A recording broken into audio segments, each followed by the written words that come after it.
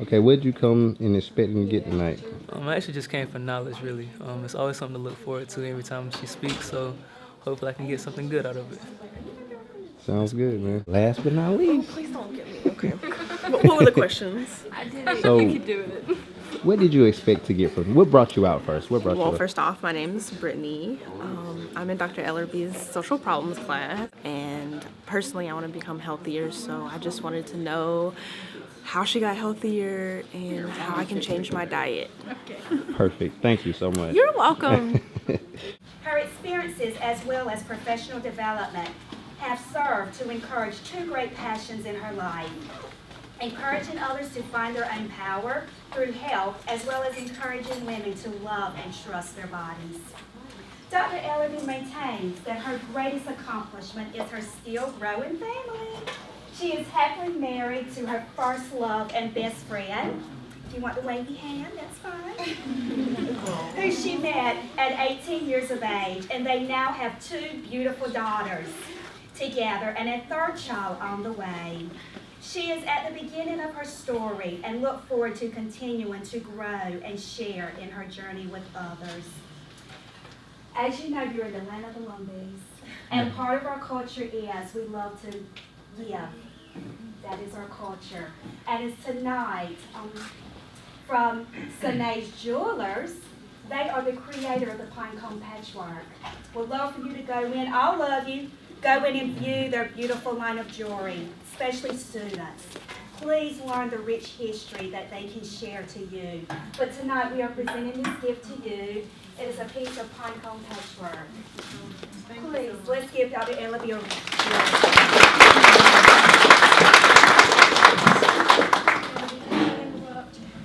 We have a line, and it's not because they're not on time, it's just in time to get everybody in. Do you mind waiting just a while? Thank you so much. So just come present with me in this moment.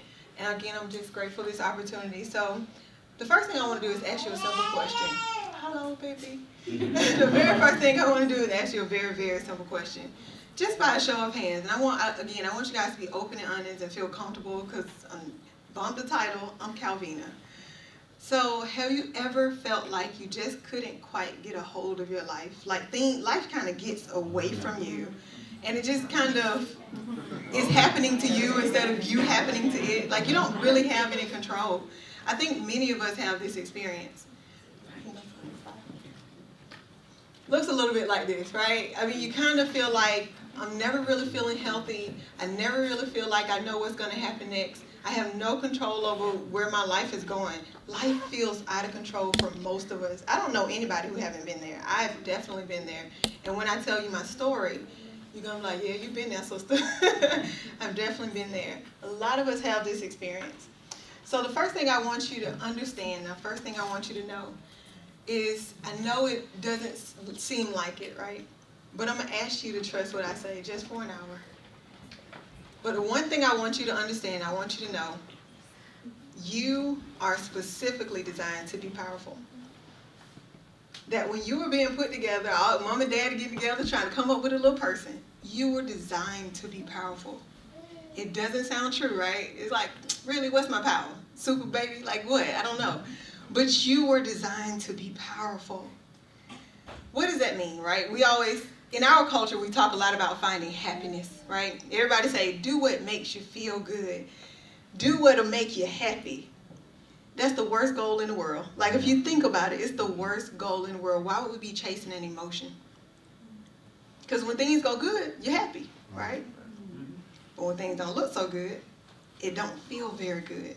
And given that most of us said, we experience life in such a way that it feels out of control very often, that means we don't often get to have this sense of calm and peace that we were really looking for. So what do I mean by powerful?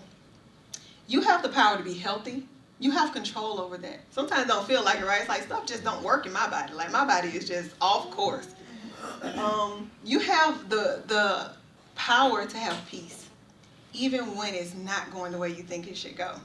Even then, you have that power. It's you when you were put together. You have the power to have the life that you want, the control. And I know sometimes people don't really, they're like, Dr. Ellerbe, it's easy for you to say that because you got a good marriage, you have a good life, you have the career that you want. That didn't start that way. So I'm going to share a lot with you guys as much as I can. But you have the power to have control over your outcomes. And I know you don't believe me yet, but before this hour is over, trust me, I think I'm going to have your trust. I think I'm going to make you feel powerful because you already are. I'm not going to give it to you. You already have it. You're perfect.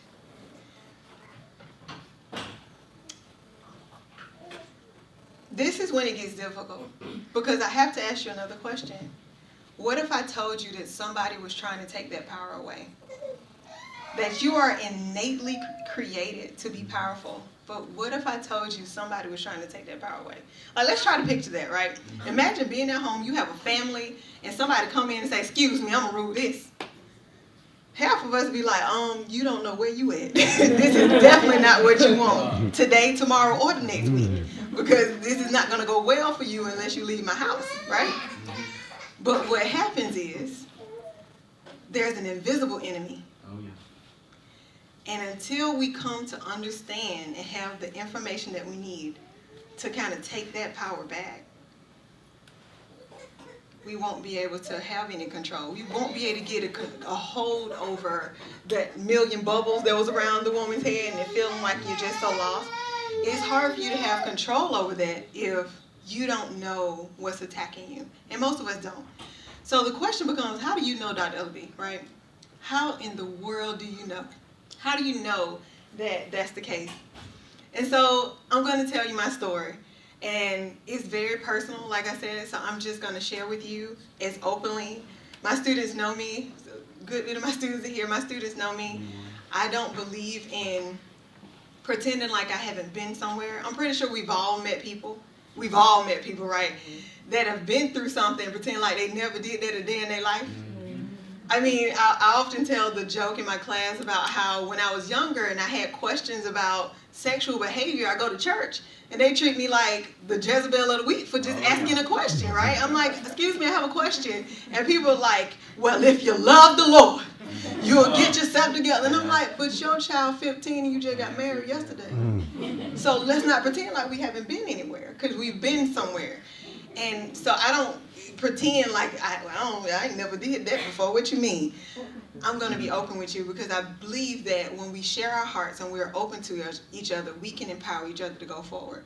And so that's what I'm going to do. My story started like many of you guys. Had a family, right? I used to be a baby, nice and chunky. I'm not usually I'm not usually that chunky. Right now I might be a little thicker than usual, but you look perfect to me. Oh, well then.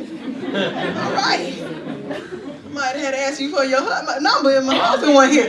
Okay. You said you were married though. Yeah, I got a nice chocolate dream right there.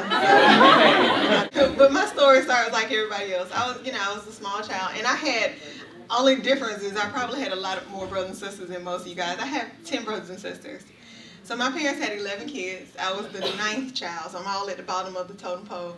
And my parents have been married 44 years, so I had a really good childhood. It was fun. I mean, we did all kinds of fun things. We spent a lot of time together. We ate dinners together. My mom cooked every night. I mean, we had a really good childhood. And this is me when I was, at church, because my dad was actually a minister. And so you see this girl, she's happy. She is extremely happy. I look at this little girl, and I'm happy for her because I know she feels happy. But I feel sorry for her a little bit because she don't know what's about to happen to her. She don't know the type of suffering she's going to have to go through. And that is difficult for me, knowing what I went through, because I never thought in a million years my life I would be as sick as I was. I just never would have thought. You're a kid, you're just so carefree. But it kind of happened when I hit puberty. This was literally the worst day of my life. I have never had a day to this moment that was as bad as that. I've lost family members, and no day in my life was worse than the day I hit puberty. And what happened to me was, it was the most excruciating, painful experience I've ever had. And during this time, and I'm silly, so even though it's a really unfortunate experience I had, but I literally was asking God for forgiveness because apparently he was trying to get me. I don't know what I did wrong, but he was about to mess me up. That was it for me. So I'm like, Lord, I don't know what I've done. And I'm like, you know how you have to start preaching like you in the old church. Lord, you got to bring the voice in because I didn't know. I was like, because I got to do something extra to try to get him to save me. I don't know why he's doing this to me. Now, of course, in my faith, I understand that's not how Christ works, right? He's not punishing us and trying to get us at every turn. But at the time, I could not understand the type of pain I was experiencing. And of course, my mom, she was like, okay, you know, let's just try to give her some medication. So I remember medications because I took so many of them. And the first thing my mom gave me was some Excedrin because, you know, right, that's our culture. You just cover it, right? You cover it with some kind of pain medication. And so my pain, I'm thinking, well, once my mom explained to me, well, maybe it's just the first time, you know, and maybe it'll get better. It didn't. It kept getting worse. And it kind of came to a head as I got older, about 2 years. I got my cycle when I was 11, and about around 13, it started getting so bad that, I mean, I literally would just shake in pain. I mean, I was literally like this when I would have my cycles, and I would throw up consistently. And one day, I was playing with my little sister, the same little sister that was on the screen, and we were just playing in my room, and in our room, and I literally said, oh, and hit the ground. And I wasn't even on my cycle. And that's when we knew it was out of control, right? Like my body's really fighting me, and I don't know why. And my mom was like, okay, look, you know, do something. What's going on with my daughter? And after this extremely humiliating experience of ultrasounds and tests and everything else, they brought us back in, set us in a room, and said, she's perfectly healthy. Oh. And I did, again, so now, of course, I definitely don't work because my healthy is horrible. If this is healthy, my healthy is extremely horrible. So I don't want it. And I looked at my mama and I was just like, and we both were just like, really? Seriously? And then they said, well, but we have something that'll work. So we both kind of looked at each other kind of confused. I'm very confused right now. You just told me you don't know what's wrong with me, but you have something? And of course they said, we can put you on birth control. And my mom, not knowing, she wasn't thinking health consciously at the time, but she, you know, being a spiritual religious woman, she was like, I'm not putting my 13-year-old on birth control. Like, that just don't even sound right, don't sit right with me. And at the time, I didn't understand how important that decision was, but it changed my life. I know it sounds crazy now, but I suffered for another 7 years, and I suffered. It didn't get better just because she didn't give it to me. No, it sucked for another 7 years. It was horrible. Everybody that knew me knew, the sick girl, Calvina. Oh yeah, that's the one. I mean, I was the sick girl all the time. I mean, when I would be at church, I would literally be in the basement somewhere down whenever I would have cycles or whatever else, and I was just in pain and going through for another 7 years. And I know it sounds crazy to be thankful for suffering. But the reason why I'm thankful is this. My father's a minister, and a lady at my parents' church finally said, why don't you take her to an herbalist? And of course we don't. What is an herbalist? Like, that's not normal in our culture. Don't nobody do herbalist. Like, what is that? So my mom called me at 20. Now I'm 20, and I'm in college, and my roommates all knew that I was going to be sick. Everybody knew I was going to be sick. Oh, yeah, that's that thing again. You know, everybody knew she's a great person, except these times, right? Then she's miserable and, you know, going through. And so I said, okay, I'm in college. So she said, when you come home from break, we're going. Let's just see what it is. And I was like, Mom, what's the herbalist? She was like, I don't know. I was like, I don't know. We're going to try it. Because apparently we don't try everything. And so I came home from a break, and I went and changed my life. I went to this woman. She talked to me about what was going on. She looked at she told me to give her some urine, did a muscle test on me, and told me in 20 minutes, oh, your pH levels are horrible, your hormones are imbalanced, your body's holding on to the processed foods you're eating. And I'm like, what? Food can make you sick. Why ain't nobody never told us this? Why didn't nobody ever tell my mama that food can make me sick? And of course, I'm kind of confused now, because I'm like, can she really be right? Or is this just another something? But she's the first person to give me an answer. And she sounds sure. Like, she's like, oh, only thing you need to do is kind of reboot your system. You need to start over. you need to reboot your system. And she gave me a very specific list of things. She gave me a 2-3 page, I think it was 3-4 pages. And it said, you need to reboot your system, cleanse your system of all the processed foods. And so for 7 days, she gave me some herbs to go with that to also help my body digest and get rid of toxins. And for 7 days, when I got back to school, I did it religiously. This one, let's be honest, I mean, the type of pain I went through, if she would have told me to snap 3 times, dance on my head, and hop on one foot, y'all be like, why is she doing that? Oh, I'm finna figure out a way to listen to this woman because she's helping me. And I can't say, honestly, when I started doing it, that I thought it would work, right? I'm just used to it not working because I don't work, remember? I have no control. And that's the subtle message I was getting. The invisible person taking my power away. That was the message I was getting. I don't work. That's just me. That's just my life. It sucks. I mean, I'm in pain and that's it. So after those 7 days, and I did it religiously. You know, even in college, I did it religiously. I wanted to be better. If this was going to give me a chance, I'm going to do it. So I did it for 7 days. And I used to eat candy, everything. I mean, I was just a regular person, you know, to eat hot dogs and chips. Doritos was one of my favorites. I used to love Smarties, all the Kool-Aid. I was down with the people now, I remember. But after this, I was like, I'm going to eat a hot dog. My body said, oh, no, you're not. It did not stay in my body. I mean, it literally came right back up because after I had cleansed my system, it didn't want anything impure anymore. And that was when I was 20. So since that time, I haven't had a piece of candy, no sodas, no fast food. I mean, I just don't put it in my body. And I can't explain to you what it felt like when my next cycle came. I literally was like confused because I was like, oh, maybe it's just starting slow this time, right? Like I'm like trying to explain that, no, I still don't work. It's just appearing like it works. And it worked. I don't ever have those types of pain anymore. As a woman, you know, stuff can just go wrong, smell funny, act funny, do its own thing sometimes. I honestly have not had those issues in 11 years. So it says a lot about what we put in our bodies and what that means. So I could see clearly for the first time. That put me on a journey of asking as many questions as I can. I became this next person.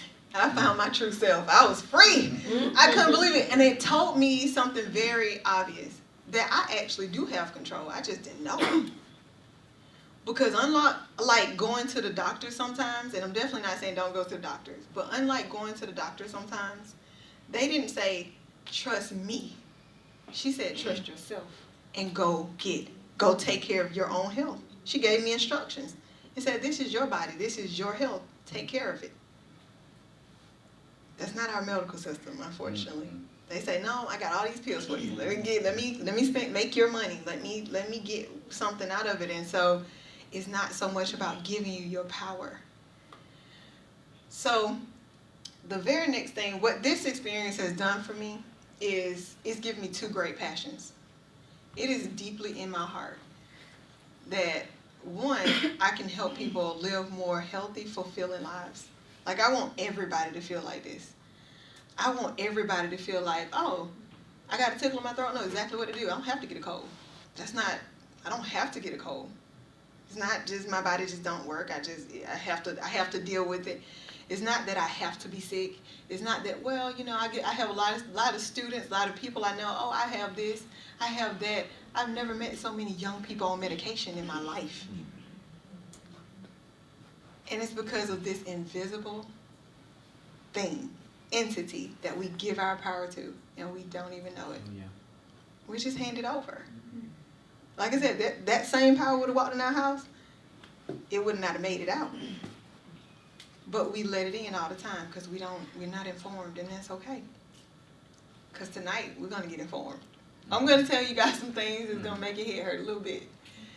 But you're going to be informed. You're going to have information. My other great passion is I want to empower women to love their bodies. I hated my body. And most of us do. Like, let's just be really honest. Especially if you're a woman. It's like, look, this junk do too much stuff. And then we got to go through birth. Who want to go through that? Like, come on. I mean, this thing sucks. I mean, you watch a birth story, people screaming to the top of their lungs, fainting. You're like, okay, look. I don't know if God don't like us. I think he just don't like us. So the question becomes, what do you do next? I know hopefully y'all not hungry. I'm sorry if y'all hungry. This is not what I meant to do. I'm just glad I got through my story. I had to show y'all some chicken wings. Just joking. It's not the reason for the chicken wings.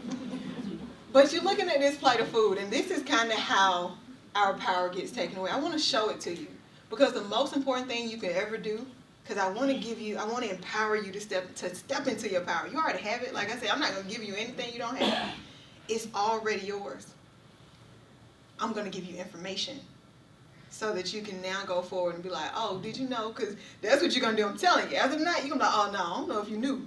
But that's going to get you. Right? We're going to be telling people, no, we're going to hook each other up. We're going to help each other. But we look at a plate of food like this, and this is how they take our power. That looks good, right? It looks amazing. That's so amazing that we don't think to ask any questions, right? We don't think to say, where did that come from? What did they do to make it? How does it work? To the next slide. And so the first thing you got to do is be informed. And this is all true. I'm not going to tell you anything I don't know. I'm not going to tell you anything that I'm making up. And everything I say, I always challenge my students, and I challenge you guys to double check it. Write some things down like, oh, I want to Google it. I want to see what the article says. Because there is an article that just recently came out, I think it was in March, that said that the FDA finally admits that 70% of chicken sold in the U.S. contains cancer-causing arsenic. So we're looking at that plate of chicken, 70%, right? I didn't say 10%. I said 70% of the chicken that they're selling to you, they put arsenic in it. And of course you have to ask yourself a very logical question. Why y'all putting arsenic in our food? Like really, y'all just looking for reasons to give us cancer? Is that what's going on? And it's some very simple things. One thing you have to understand is that food and drug companies, they're not bad, they're not evil, they're companies. They're companies, so they have different objectives than you. And why they put arsenic in it is because arsenic would dilate the blood vessels to make them bigger, so the chicken a little pinker. Making you sick, by the way. But that's okay, because you're going to say, oh, this looks fresh, and buy it. So they've reached their goal. They've accomplished what they came to accomplish. Another thing is that in order to get chicken that big, in 1950, the chicken was really, really small. Y'all see this really small chicken. It took about 70 days to create that chicken.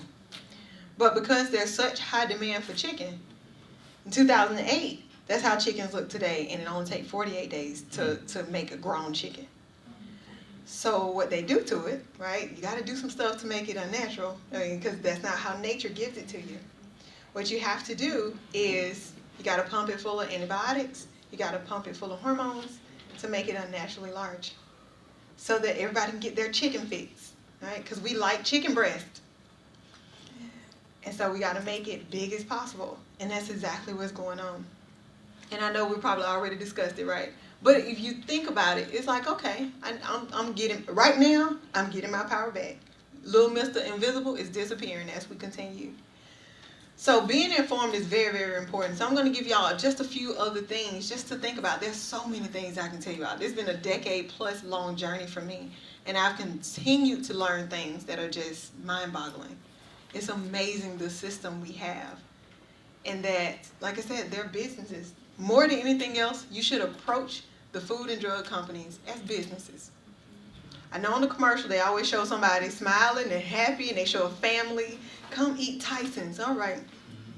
What Tyson put their chicken? I mean, I don't know. I mean, do y'all got arsenic? I ain't never seen a commercial say y'all don't have no arsenic. So I don't trust you. But they want to give you this family image. They want to make you feel like we care about our customers. Yeah, we care that y'all spend money. That's what we care about. Doesn't make them bad. Doesn't make them evil. Just make them businesses. The best way you build a business is to create a repeat customer. That's the smartest way to ever build a business. Create a repeat customer. So what else do they do to make you come back? They put flavor enhancers in 80% of all processed foods. 80%. Again, I'm not talking about 5% over here and maybe 10%, but 80% of all processed foods have MSG. We've heard of MSG, right? Monosodium glutamate. And they put in our food to make your eyes roll in the back of your head and you don't even know why, right? You eat some food and it's the most, you like, I don't know why. This tastes so good. And you can't wait to do it again, right? Because it's an excitotoxin. It's a toxin. Your body don't want it. I wanted to show you guys is labels. Read labels, but you have to be informed in order to read them. You have to be informed. This is something most of us notice, but we just ignore. We just don't pay any attention to it. The very first thing they put at the top of a label is calories. So we feel like they're telling us, so of course they want us to have the information. The problem is they give you the information in such a way that it kind of tells you what to pay attention to. So right at the top, the first thing you see is calories and fat. Because we've been under this misconception that that's what makes you gain weight. It's not what makes you gain weight. Now, if you eat empty calories, you might have another problem. But it's type of calories that's the problem. It is not calories itself. I probably eat, as small as I am, I'm usually 103 without the football. I'm usually 103. And I'm always 103. Before kids, in between kids, I'm 103. That's how much I weigh. And I probably eat more calories than most of y'all. Like, my husband always joke with me, like, nah, don't play with Calvin and her food. Because I eat. Like, I eat a lot. Don't play with her and her food. Like, because I turn into a samurai warrior. I don't know what happens. I protect my food. But if you look at the label, they're being very deceptive, and we just don't know it. And we see it. Watch, when I point out to you what they're hiding, you're going to be like, I've noticed that, but I just never thought about it. So you see sodium, you see carbs, you see fats. Something mysterious happens when you get the sugars. Everything's bold. Y'all see that? Everything's bold. When you get the sugars, it shifts over, it gets light, and daily values disappear. Who's ever noticed that? I have. You see it, but you never think about it. Like, you see it, and you're just like, oh, I guess that's not important, right? I mean, that's kind of what you do. I guess that part doesn't matter. But what's really happening is that's what's going to make you fat. Sugar turns into fat. So what we'll do is now we'll have 0 calories or 50 calories or 0% fat. And then load it with sugar. I just pulled this from a soda. 0% fat, right? And so we're like, oh, it must not be that bad. Like, then we're happy. But then you look at sugar and it says 65 grams. 65 grams. And because they don't give us the daily value, we don't really know what that means.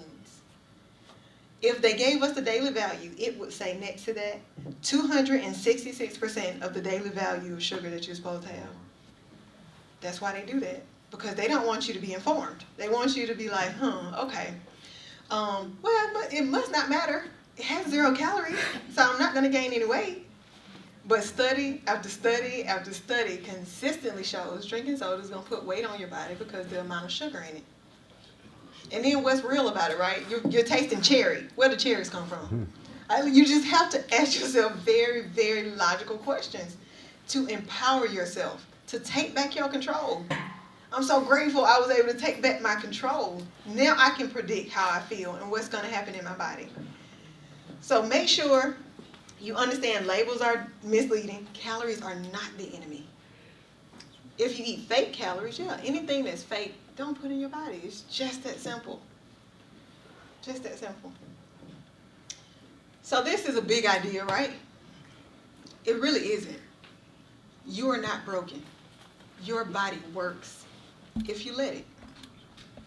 If you put all this stuff in your body without knowing it, which is, my mom, she cooked every night. It wasn't because we were struggling and poor and had to eat fast food every day. That wasn't my story.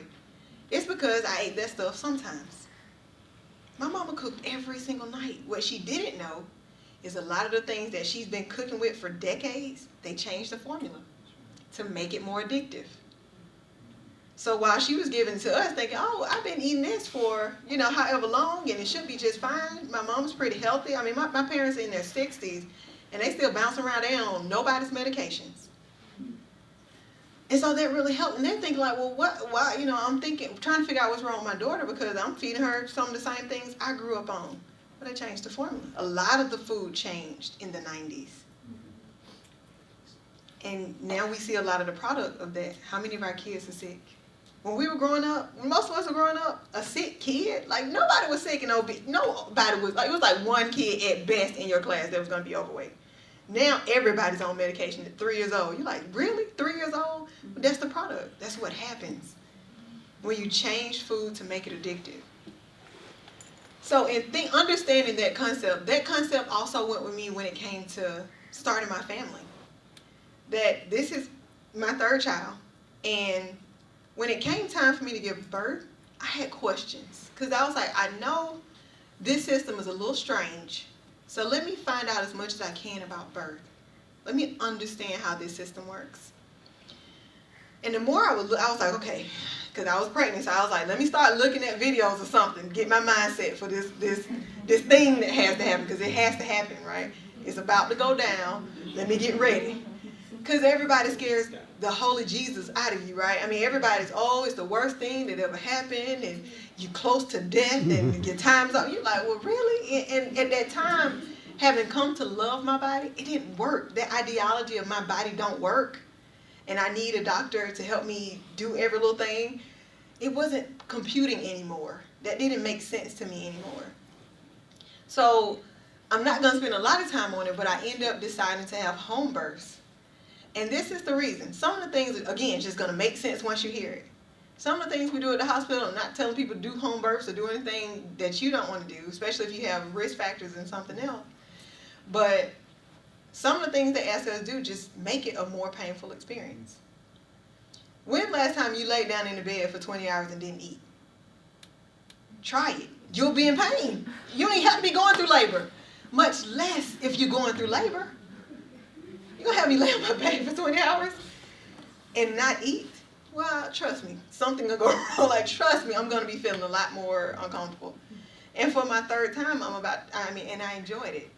I'm the only woman I know that's like, oh, birth, like, that's my favorite part. You know, like, carrying the baby is nice, you know, but I'm always can't wait for the birth. I'm like, oh, that's my favorite part, because I'm talking to Larry, talking to the baby, oh, you coming, hey? You know, like, it's a peaceful experience, because I'm walking around, I'm eating, I'm at peace, I'm not afraid that my body doesn't work.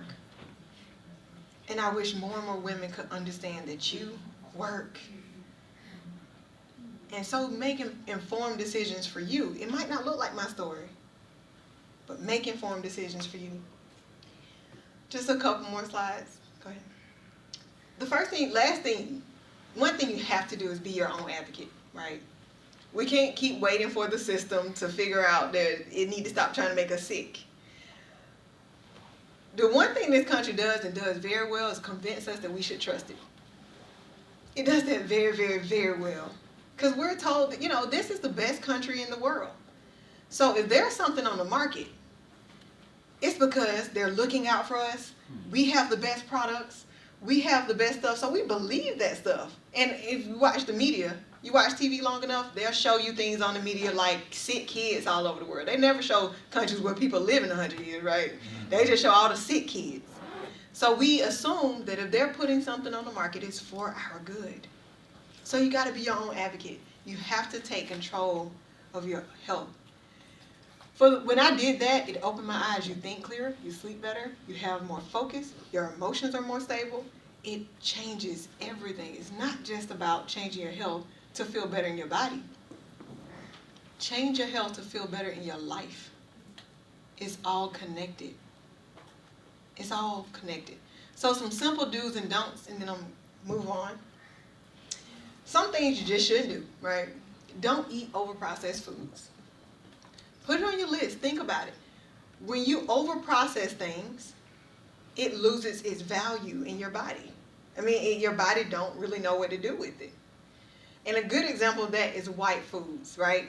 White sugar, white flour,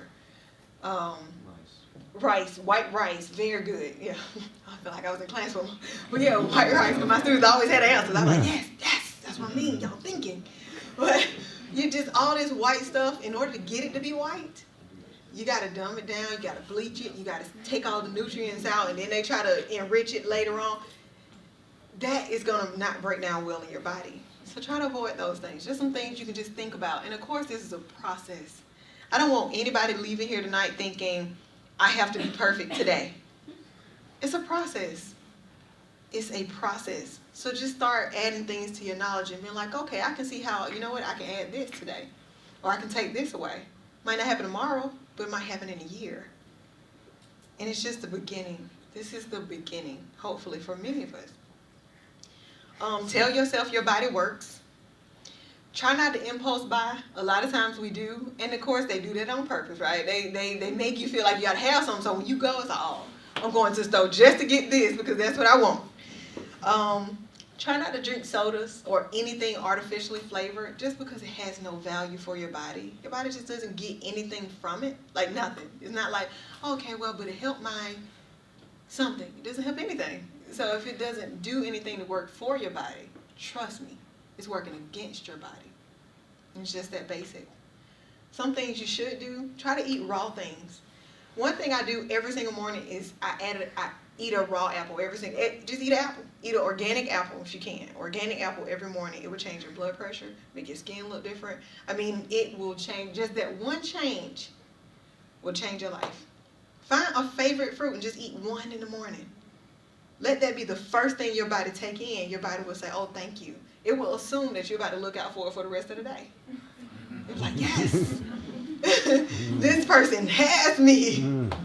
And so it will start to make, and you'll start, to be honest, you get addicted to that feeling. I was addicted to sleeping well. I'm addicted to it now. Like, I couldn't imagine not sleeping well, not feeling at peace most of the time. I come in class, my students like, man, you just got to be on some kind of drug because you're too happy. But my students are like, yeah, you are kind of crazy. I mean, I come in, good morning, we're back. We're in here again. I mean, because I'm happy. And I never tell my students to do things I can't do.